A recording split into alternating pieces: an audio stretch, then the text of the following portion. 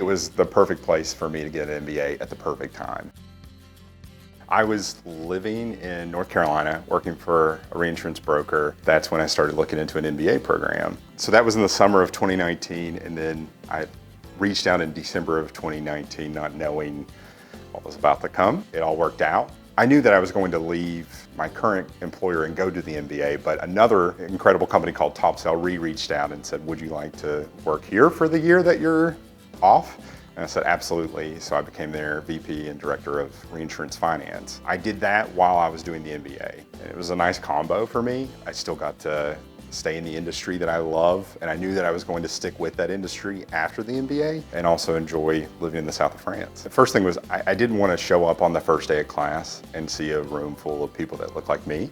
I wanted to have a little bit of diversity of thought, and EDHEC had that. I was the first American to apply for my cohort, and I felt that it was going to be a truly international program. Return on investment was huge for me. The cost difference between an MBA in France versus the United States is 3 times more than any other program I was looking at. So it was more affordable, I was able to live within my means, and the return on investment was much higher because of that. The program had more classes than I knew about in the beginning, so I kept an open mind about what curriculum they actually had. I took a Tableau class and fell in love with it, and I had no idea that when I was taking that class that I would actually end up using that day to day. We did an assessment with teams. It's called the ACE assessment. It's bespoke to EDHEC, and you're broken out into teams and you work together on a case. The whole time you're being observed by your classmates, your colleagues, and your professors as well.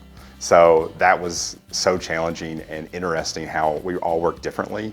You get feedback throughout the year on that from the same people to see how your growth kind of measures out. The biggest lesson I've learned from the MBA in my current role is you need to have difficult conversations. Some of this data doesn't speak for itself, and it's important to make sure that it eventually can, that you give it those legs and making sure that you understand your audience. There were environmental issues. COVID was definitely a factor at that time, but we were resilient, and change is going to happen regardless of what happens in the future. So it's important that you keep that in mind when you're working in an MBA program, and then you kind of translate that to your own career. I love that the MBA gave me a sort of independence. I was living in Nice on my own, and every day I was kind of learning how to navigate the language and the people, and I loved it though. It was the best year of my life. If I had to give advice to someone who's on the fence about an MBA, I would have to suggest that they always think about doing it for the right reasons. Trying to make more money is not the right reason. That will fizzle out. You will not be satisfied with that type of drive. But if you're willing to put in the work, learn, engage with your classmates, live in a new area, just consider the lifespan of your MBA. If you get it when you're younger, you'll be able to leverage that longer in your career. And flip side, if you've been in the industry for a while, you can always leverage that and still do better work. But my suggestion is that they just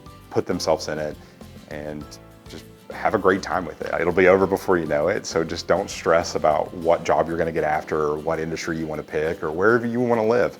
That will come in due course. You should enjoy your time with your classmates first, and everything will follow suit.